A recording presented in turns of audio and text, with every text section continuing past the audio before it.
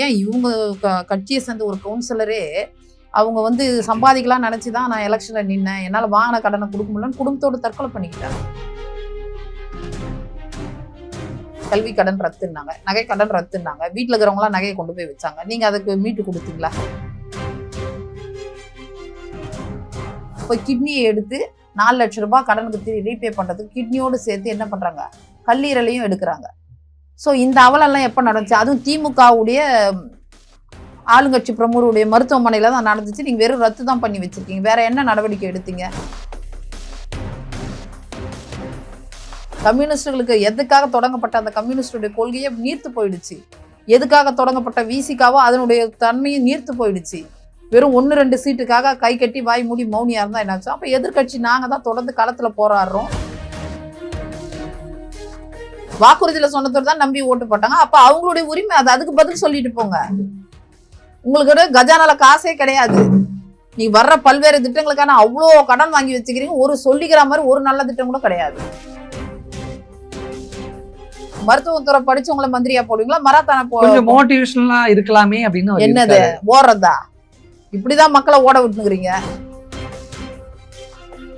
நீங்க சொல்லுங்க, முதலமைச்சர் மு.க. ஸ்டாலின் நீங்க எப்படி பாக்குறீங்க? அண்ணனாவா அப்பாவாவா? நான் முதல்ல ஒரு மனுஷனா பார்க்கணும்னு நினைக்கிறேன் சார். நீங்க சொல்றதெல்லாம் பார்த்தா எதிர்கட்சி தலைவர் எடப்பாடி பழனிசாமி சொல்றதெல்லாம் வச்சு நீங்க சொல்ல வச்சு பார்க்கும்போது மக்கள் என்னமோ திமுக மீது அதிருப்தியில இருக்கிற மாதிரி தான் நீங்க பேசுறீங்க. அதிருப்தியில இல்ல சார், வேதனையில இருக்கிறாங்க சார்.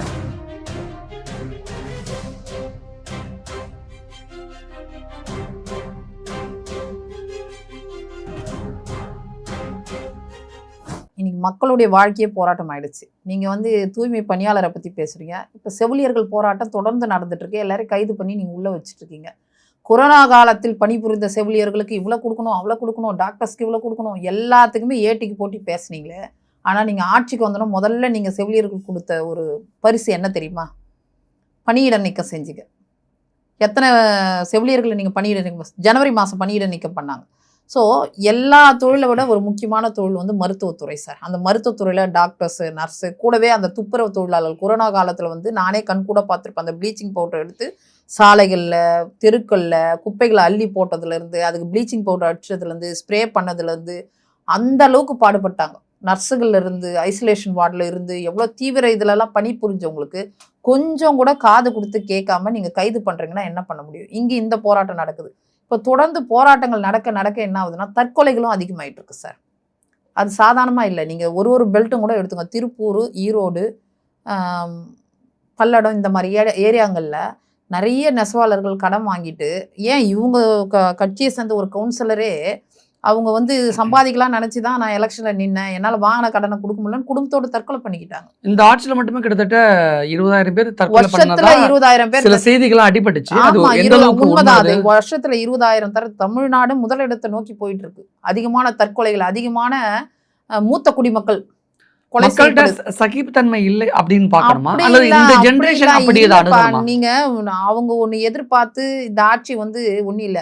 கல்வி கடன் ரத்துனாங்க, நகை கடன் ரத்துனாங்க, வீட்டில் இருக்கிறவங்களாம் நகையை கொண்டு போய் வச்சாங்க. நீங்கள் அதுக்கு மீட்டு கொடுத்தீங்களா? எத்தனை வாக்குறுதி கொடுத்தீங்க? கல்வி கடனும் ரத்துனீங்க. அதை நம்பி எத்தனை பேர் எடுத்துன்னு போய் நகையை வச்சிருப்பாங்க? ஆனால் இதுக்காக தற்கொலை எல்லாம் யாரும் பண்ண மாட்டாங்க. எங்க வாழ முடியலன்னா என்னங்க? ஏங்க நம்ம வந்து இங்கே சென்னையில் இருக்கோங்க, நகரத்தில் இருக்கோங்க, இப்போ கிராமத்தில் இருப்பான், அவனுக்கு இதுதான் ஒரு தொழில்னு இருக்கும். வாங்கின கடனை ரீபே பண்ண முடியல, இந்த கவர்மெண்ட் சப்போர்ட் பண்ணிக்கல. நீங்க ஒன்னும் இல்ல, நான் தான் விவசாயிகள் தற்கொலை காலங்காலமா இருக்கு. விவசாயிகள் ராஜ்குமார் என்ற விவசாய தற்கொலை பண்ணிக்கினாரு. என்ன 5 ஏக்கர் தக்கா எல்லாத்தையும் எடுத்து போய் கீழே கொட்டிட்டு இவங்க ஆட்சியில தான் தற்கொலை பண்ணி. இப்ப இந்த தூய்மை பணியாளர் தற்கொலை பண்ணிருக்காரு. ஒரே விஷயம் சொல்றேன் சார். இன்னைக்கு கிட்னி திருட்டு எதனால நடக்குது? கிட்னி திருட்டு ஏன்? ஒரு கடன் வாங்கி கடனை திருப்பி கொடுக்க முடியலன்றதுனால போய் கிட்னியை எடுத்து 4 லட்சம் ரூபாய் கடனுக்கு ரீபே பண்றதுக்கு கிட்னியோடு சேர்த்து என்ன பண்றாங்க, கல்லீரலையும் எடுக்கிறாங்க. ஸோ இந்த அவலெல்லாம் எப்போ நடந்துச்சு? அதுவும் திமுகவுடைய ஆளுங்கட்சி பிரமுகருடைய மருத்துவமனையில தான் நடந்துச்சு. நீங்கள் வெறும் ரத்து தான் பண்ணி வச்சிருக்கீங்க, வேற என்ன நடவடிக்கை எடுத்தீங்க? எஸ்ஐடி போட்ட போது மேல்முறையீடு போறீங்க. நாங்கள் போனோம் அந்த வழக்குக்காக, கிட்னி முறைகேடுக்கு. கருமுட்டை தானத்திலிருந்து, கிட்னி முறைகேட்டிலிருந்து, மருத்துவத்துறை அல்லோகல அதிகமான கர்ப்பிணிகள் வந்து இறந்து போகிறாங்க சார், சரியான சிகிச்சை இல்லாமல். புதுக்கோட்டையில் எத்தனை கர்ப்பிணிகள் இறந்து போனாங்க தெரியுமா? சீர்காழியில் தப்பான ஊசி போட்டு 20 கர்ப்பிணிகளுக்கு என்னாச்சு? உடல்நல கோளாறு வந்துச்சு. அது மறக்க முடியுமா? சொல்லுங்க. அப்போ ஓவரால் நீங்க வந்து நாங்க 33,000 பணியிடங்களை நிரப்பணும், டெக்னீஷியனு, மருத்துவர்கள், நர்ஸுன்னு. ஆனா இன்னைக்கு அதை பத்தி போக்குவரத்து தொழிலாளர்கள் பத்தியும் கவலை இல்லை, விவசாயிகளை பத்தியும் கவலை இல்லை. தோழர்கள் வந்து ஆனாவுன்னா கொடி பிடிச்சிப்பாங்க. தொழிலாளர் பக்கம் நிற்கிற தோழர்களே இன்னைக்கு என்ன பண்றாங்க தெரியும், கை கட்டி வாய் மூடி மௌனியா இருக்கிறாங்க. சாம்சங் போராட்டத்தில் யார் பக்கம் நின்றுச்சு? கவர்மெண்ட்டு முதலாளிகள் பக்கம் தான் நின்றுச்சு. உடனே வெக்கம் சூடு சொன்ன வந்து எல்லாரும் வந்துட்டாங்களா வெளியே? யோசிச்சு பாருங்க, யாருமே வரல. எதிர்கட்சிகள் சொல்ற மாதிரி நீங்க சொல்ற மாதிரி கேட்டா என்ன சொல்லுவாங்கன்னா, நாங்கள் போராட்டம் நடத்தணும். தோழர்கள் மேல எனக்கு மிகப்பெரிய மரியாதை உண்டு சார். தோழர்கள் மேல மரியாதை உண்டு. அந்த தோழர்களுடைய கம்யூனிஸ்ட் கட்சிகள் தான் வந்து களத்துல நின்று எப்பொழுதுமே ஏழை மக்களுக்கும் தொழிலாளருக்கும் போராடக்கூடியவங்க. ஆனா அவங்களே இன்னைக்கு எதுவுமே சொல்லன்றதான வேதனையா இருக்குது. அப்ப யாரு சொல்லு, யார் அவங்களை கேள்விக்கு? கூட்டணியில் இருக்கீங்க, உங்களாலே உங்களை வந்து ஒரு அந்த விஷயத்தை சரி பண்ண முடியல. அப்புறம் எதுக்கு கூட்டணி? போக்குவரத்து தொழிலாளர்கள் போராட்டத்திலேயே கூட கம்யூனிஸ்ட் கட்சி இருந்துச்சு, தூய்மை பணியாளர்கள் போராட்டத்திலேயே கூட கம்யூனிஸ்ட் ஆமாங்க, கட்சி தொழிலாளர்களுக்காக இருக்கிற கட்சி தானங்க அது. இந்திய கம்யூனிஸ்டா இருக்கும், மார்க்சிஸ்ட் கம்யூனிஸ்டும் யாருக்காக இருக்கு? ஒருவேளை கம்யூனிஸ்ட் கட்சி கூட்டணியில இருக்குன்றதுனால அந்த போராட்டம் வீரியமா இல்லையா? இன்னைக்கு எதுக்காக தொடங்கப்பட்டதோ அது இன்னைக்கு போயிடுச்சுங்க. கம்யூனிஸ்டுகளுக்கு எதுக்காக தொடங்கப்பட்ட அந்த கம்யூனிஸ்டுடைய கொள்கையை நீர்த்து போயிடுச்சு. எதுக்காக தொடங்கப்பட்ட விசிகாவோ அதனுடைய தன்மையும் நீர்த்து போயிடுச்சு. வெறும் 1-2 சீட்டுக்காக கை கட்டி வாய் மூடி மௌனியா இருந்தா என்னாச்சு? அப்ப எதிர்கட்சி நாங்க தான் தொடர்ந்து களத்துல போராடுறோம், கண்டிக்கிறோம், அந்தந்த தலைநகரங்கள்ல ஆர்ப்பாட்டத்தை அறிவிக்கிறோம், அறிக்கை கொடுக்குறோம், வழக்கு போடுறோம். எத்தனை வழக்குகள் நீதிமன்றங்களை கொண்டு போய் போட்டோம். செவிலியர்கள் போராட்டத்துக்கு இதுக்கு முன்னாடி இந்த அதிமுக ஆட்சியும் முன்னாள் முதலமைச்சர் ஜெயலலிதா தான் காரணம்னு வாக்குறுதி கொடுத்தீங்க. நீங்க நிரந்தரம் பண்ற வாக்குறுதியை கொடுத்தது நீங்க, அதை நம்பி ஓட்டு அவங்க போட்டாங்க. ஏன் ஜாக்டா ஜிஎம் முன்னாடி அவரே தானே சொன்னார், ஒப்புதல் வாக்குமூலம் கொடுத்தாரு. நான் உங்க முன்னாடி இன்னைக்கு முதலமைச்சராக இருக்கேன்னா அதுக்கு காரணமே நீங்க தான். அரசு ஊழியர்கள் போட்ட ஓட்டு தான். பழைய ஓய்வூதிய திட்டம் தருவீங்க நீங்க சொன்னீங்க, கொடுத்த வாக்குறுதி நீங்க கொடுத்தீங்க. உங்களை நம்பி தான் நாங்கள் கேள்வி கேட்பாங்க. நாங்கள் ஒன்றும் நாங்கள் தான் 33,000 பணியிடங்களை நிரப்பணுமே. நீங்க எத்தனை நிரப்புனீங்க? ஒவ்வொரு வேலைக்குமே ஃபிக்ஸ் பண்ணி வைக்கிறீங்க, ஏலம் போடுற மாதிரி. அந்த ஏலம் முடிகிற வரை வரைக்கும் அதுக்கு வந்து ஃபில் பண்ணாமல் இருக்கிறீங்க.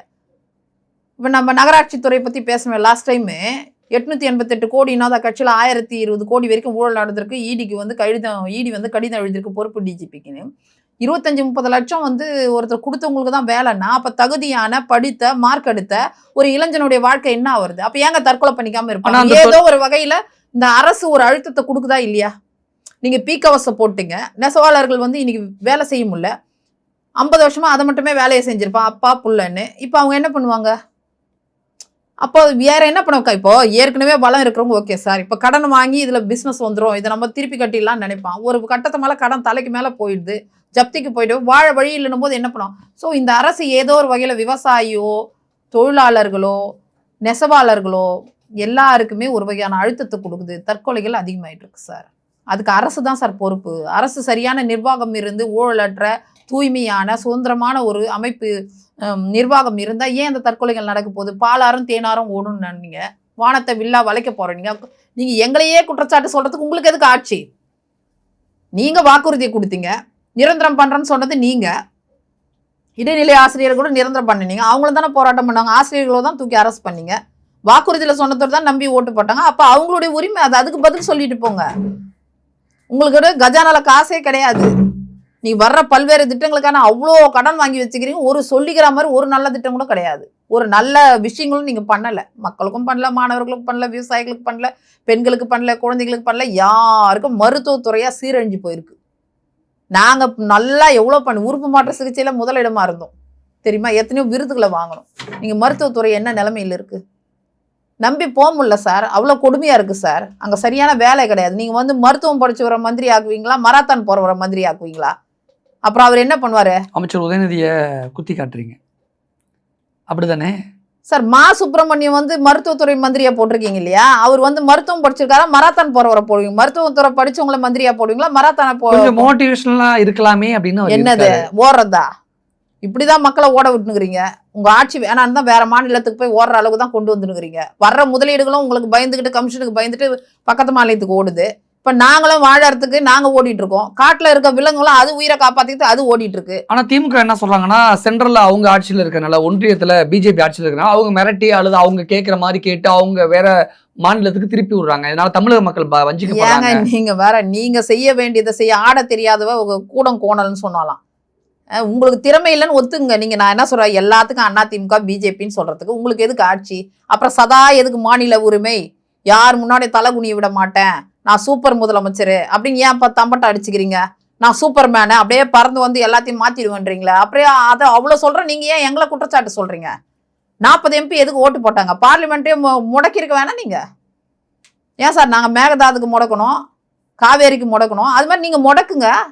போயிட்டு அங்கே மிக்சரும் காஃபியும் சாப்பிட்டுட்டு இங்கே வந்து ஒன்றியம் திட்டிட்டு அங்கே போய் கட்டி பிடிச்சி முத்தம் கொடுத்துன்னு தான் பார்லிமெண்ட்ல. இது கடுமையான விமர்சனமா இருக்கு. ஆமாம் சார், கடுமையான விமர்சனம் தான். அதனால தானே ராஜ்நாத் சிங்கை வர வச்சிங்க நாணயத்துக்கு. ஆகாஷ் பாஸ்கரன் மேலே வழக்கு பாயுதுன்னு உடனே மறுநாளே தேநீர் விருந்துக்கு போகிறீங்க. அது வரைக்கும் என்ன சொன்னீங்க? ஆளுநர் விருந்தை புறக்கணிப்போம், ஆளுநர் அப்படி இப்படி. நீங்களே 4 வருஷம் போகாதீங்க, ஏன் திடீர்னு போறீங்க? ஆனா திமுக நாடாளுமன்றத்துல தொடர்ந்து வாய்ஸ் கொடுத்துக்கிட்டே இருக்காங்கல்ல. ஆனா அப்படி பார்த்தா நீங்க சொன்ன மாதிரி பார்த்தா அவங்க மிச்சர் சாப்பிட்ற மாதிரி தெரியல. தொடர்ந்து மக்களுடைய எல்லாருக்கும் தெரியுற மாதிரியா சார் சாப்பிடுவாங்க? ஆனா எல்லாருடைய பேச்சையும் நம்ம தொடர்ந்து கேட்க முடியுதுல்ல நாடாளுமன்றத்துல. இவரும் பேசிட்டா நடந்துருமா? பேசுறாங்க, கனிமொழி பேசுறாங்க, டிஆர் பாலு பேசுறாங்க. ஏற்கனவே பேசினே தான் இருக்கிறீங்க. இப்ப இன்னைக்கு நேத்தா பேசினுக்கிறாங்க பார்லிமெண்ட்ல. அதுதான் எம்பிங்களை கூட அவங்க குடும்ப சொத்தா தானே மாத்தி வச்சிருக்காங்க. எல்லா குடும்பத்துல இருக்கிறவங்களுக்கு தானே கொடுத்து வச்சிருக்காங்க. நீங்க ஏற்கனவே எம்பியா இருந்தே என்ன செஞ்சு கிழிச்சிங்கன்னு தான் நாங்க கேட்கறோம். நீங்க ஏற்கனவே இருந்த போது என்ன கிழிச்சிங்க? நீட்டு வரத்துக்கு நீங்க தான் காரணமா இருந்தீங்க, ஜிஎஸ்டி வரத்துக்கு நீங்க தான் காரணமா இருந்தீங்க, எல்லா விஷ விதையும் போட்டவங்க நீங்க தான். ஹைட்ரோ கார்பன்ல இருந்து எல்லாமே நீங்க. ஜிஎஸ்டியும் திமுக கணக்குல தான் வருமா? அவங்க இருக்கும்போது தான் சார் இன்ட்ரோடியூஸ் பண்றாங்க. அதுல பர்சன்டேஜ் மாறிச்சு. ஆல் ஓவர் இந்தியால பண்ணாங்க. அது ஆல் ஓவர் இந்தியால இவங்க தானே கூட்டணி, இவங்கனால தானே அவங்க பொழப்பே ஓடி. அவங்க அடுத்த கேள்வி கேட்பாங்க, இது அதிமுக ஆட்சி இருந்திருந்தா ஜிஎஸ்டி தமிழ்நாட்டுல வராதான்னு வந்துட்டீங்க சார். நாங்க வேணான்னு அது எதிர்ப்பு தெரிவிக்கிறோம். இப்ப நீட் வேணான்னு தீர்மானம் 2 தடவை போட்டுட்டோம், அது உச்சநீதிமன்ற தீர்ப்பு. அப்படியும் நாங்க ஒரு 7.5% கொண்டு வந்துமே. இந்தியாலே யாரும் கொண்டு வந்தா 7.5% நாங்க கொண்டு வந்துமே ஏழை எளிய மக்களுக்காக. அது மாதிரி நீங்க என்ன பண்ணிட்டீங்க? உங்களுடைய கல்வி தந்தைகள்லாம் 2 கோடி 3 கோடி வாங்கிட்டு இருக்காங்க மருத்துவத்துக்கு. இதுதான் நீங்கள் மருத்துவத்துக்கு செஞ்ச சேவை. இன்னைக்கு மெடிக்கல் காலேஜஸ்க்கு, இன்ஜினியரிங் காலேஜ், மெடிக்கல் காலேஜ்லாம் கொள்ளை அடிச்சுன்னுக்கிறீங்க. வேற என்ன சேவையை நீங்கள் செஞ்சீங்க? நாங்கள் கட்டணமே தலைவாசல் பூங்கா, அது மாதிரி ஏதாவது செஞ்சீங்களா சொல்லுங்க? 1000 ஏக்கரில் நாங்கள் கொண்டு வந்தோம் 1100 கோடியில். அதனோட ஒரு பகுதி கூட சரியாக மெயின்டெனன்ஸ் பண்ணாமல் வச்சுன்னுக்கிறீங்க. எத்தனை தடுப்பணைகளை கொண்டு வந்தீங்க? எத்தனை அணையை கட்டினீங்க? எத்தனை ஏரி குளங்களை தூர்வாரினீங்க? எத்தனை சர்ச்சை புனரமைச்சிங்க? எத்தனை மசூதியை புனரமைச்சிங்க? சிறுபான்மையருக்கு என்ன பண்ணீங்க? எந்த விழா கொண்டாடினீங்க? எவ்வளோ பிரதித்துவம் கொடுத்தீங்க? எதுவுமே இல்லாமல் நீங்கள் எல்லாருக்கும் பூச்சாண்டி காமிச்சிக்கிட்டு நம்ம கொள்ளடிச்ச பணத்தையும் இமாலய ஊழல் பண்ணி வச்சுட்டு அந்த பணத்தை வச்சு ஈரோட்டு பேட்டர்னை வச்சுக்கிட்டு திருமங்கலம் ஃபார்முலா போய் ஈரோட்டு ஃபார்முலாவை இப்போ ஃபாலோ பண்ணி ஈரோட்டுக்கு ஃபார்முலா புதுசா வந்துட்டார் விஜய். ஆமா ஆமா, அந்த ஃபார்முலாவை நான் சொல்ல சார். பட்டிகள் அடைச்சி வச்ச ஃபார்முலா. பட்டிகள் அடைச்சி வச்சு வாக்காளரை வேட்பாளரே சந்திக்க விடாம, அவன் பொண்டாட்டி பிள்ளைய கூட சந்திக்க விடாம, அவசர ஆத்திரத்தை கூட வெளியே விடாம உள்ளவே வச்சு கொடுமைப்படுத்தி ஓட்ட வாங்கினீங்களே, அந்த ஃபார்முலா தான் பண்ணுவாங்க. திமுக மீது அடுக்கடுக்கான குற்றச்சாட்டுகளை முன் வைக்கிறீங்க. இன்னொரு பக்கத்துல எதிர்கட்சி தலைவர் எடப்பாடி பழனிசாமி சொல்ற மாதிரி தமிழ்நாட்டுல எந்த பக்கம் திரும்பினாலும் போராட்டம், ஆர்ப்பாட்டம் அப்படி சொல்றாருல்ல, இதுக்கெல்லாம் என்ன காரணம்னு நினைக்கிறீங்க? காரணம்னா எல்லாமே அதிருப்தியில் இருக்கிறோம், வேதனையில் இருக்கும். வேதனையின் உச்சத்துக்கு சென்ற பிறகு ஒருத்தன் புகார் போலீஸ்க்கு எப்போ போவான்? அதிகபட்சம் அவனால் செய்ய முடியலன்னு வேதனைக்கு உள்ளான போது தான் போவான். அப்போ மக்கள் போராட்ட காலத்தில் இறங்குறாங்கன்னா அப்போ அவங்க டோட்டலாக இந்த அரசு மீது அவம நம்பிக்கை வந்துருச்சு. சரியாகவும் அவங்க நினைக்கல. ஆனால் தான் எல்லாருமே இன்னைக்கு போராட்ட காலத்தில் குதிச்சிருக்காங்க. அதனுடைய வெளிப்பாடு தான் இப்போ நீங்கள் எங்கே பாரு அதிருப்தி, எங்கே பாரு அதிருப்தி. நீங்கள் ஒன்றில் ஒரு மைக் எடுத்துங்க சார், ஒரு மார்க்கெட்டுக்கு போங்க, பொது மக்கள் நிறைய கூடுற இடங்களுக்கு போங்க, சினிமா தியேட்டர் இங்கெல்லாம் போய் கேளுங்க, இந்த ஆட்சி எப்படி இருக்குது, கரண்ட்டு பில்லெல்லாம் பரவாயில்லையா, உங்களுக்கு கம்ஃபர்ட்டாக இருக்கா, வரி எவ்வளோ போட்டிருக்காங்க, கட்டுமான பொருட்கள்லாம் எப்படி இருக்குது, விலைவாசி எப்படி இருக்குது, வாடகை எப்படி இருக்குது, இதெல்லாம் கேளுங்க. சூப்பராக சொல்லுவாங்க. அவர் சொல்கிறார் பாரு, சூப்பர் முதலமைச்சர்னு. இதில் வேற ஏவாவேலு வேற சரியான காமெடி சார். இளம் பெரியாரெல்லாம் வேற சொல்லிக்கிட்டு அது வேற அரை மணி நேரம் என்ன பேசுகிறான்னு பார்த்தா இன்னும் ராஜராஜ சோழன், இளவல், எதிர்காலமே, வெளிச்சமே, நட்சத்திரமே, நானும் இவர் என்ன பேசுறாரு, இதுதான்றாரு, இவ்வளவுதான் பேசி முடிச்சிட்டேன்றாரு ஒரு மந்திரி.